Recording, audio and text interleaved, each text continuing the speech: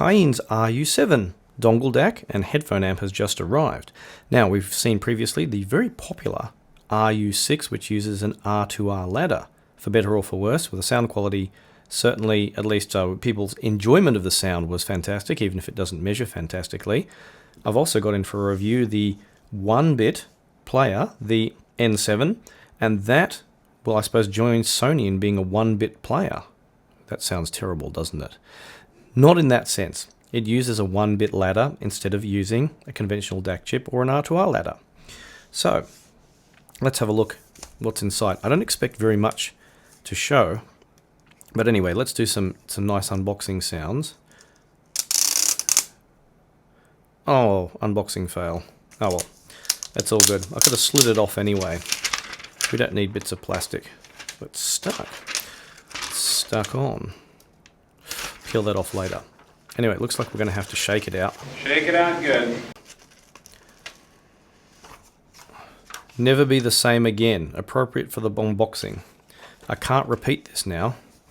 Anyway, we're looking at something that is much the same as the RU6, but I think it's a little bit smaller going by pictures people showed from Munich, the Munich high-end show. So having a look at both of them side by side, we've got the same length, and if we turn them on their side, we can see that the RU6 is bigger and chunkier, probably because the ladder has to be bigger, and maybe and it has to have the ladder volume control in there, because a conventional volume control won't work. At least they found that a digital volume control is no good for the RU6. But otherwise, yeah, it's a little bit smaller, but it looks like the setup will be different too. Also, the RU6, notably, the actual circuit is only single-ended, and it had to go through an op-amp to get balanced and get more power. So apparently, according to good old Andy Kong, who arranged for me to get one of these for review, he said that this actually has better headphone drive than the RU6. Well, that's what he reckoned anyway. So we'll find out, because we've had some discussion about how it was set up, because I plug these things often into a computer, and apparently different phones provide different amounts of power. But apparently it's still going to be pretty power hungry, as it has to convert everything to DSD to output through the 1-bit ladder.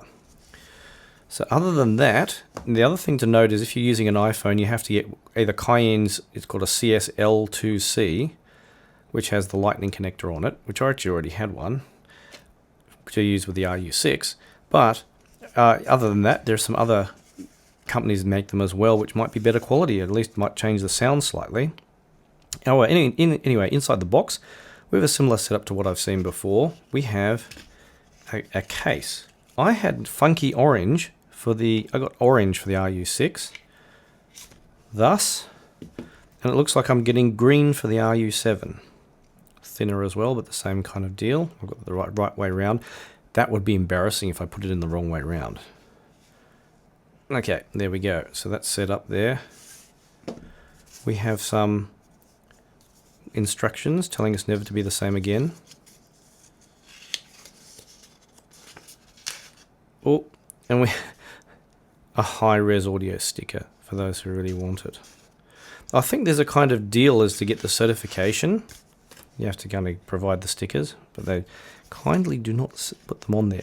Now, the thing I had an issue with the RU6 is that these kind of things that you stick on something and then use to attach, say to your back of your phone or whatever, they weren't particularly strong. And yeah, it doesn't look like they're particularly strong this time either. Luxury and Precision had a nice big metal plate they gave you, and that worked out better. These seem to be leather covered, and well, yeah, maybe not so great. But anyway, also sticking in the back of your phone, you might get interference. Although apparently with a 3G spectrum disappearing in most places, that might not be an issue. And we have a funky USB-A to C adapter. Actually, the funny thing is, just in my computer, I have like an almost identical one already for my computer. These things must be pretty generic. So, I mean, I've seen bazillions of these things under about a dozen different brand names on Amazon. So, that if you need a USB-A to C adapter, because it comes with a rubbery USB-C to C cable.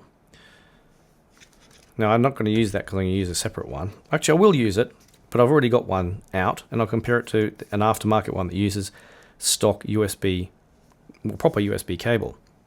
So, that's the unboxing of the RU7. And now the question is, how's it going to compare to the RU6? Is it going to be comparable at all to the N7? And what am I going to end up liking better? Let's find out.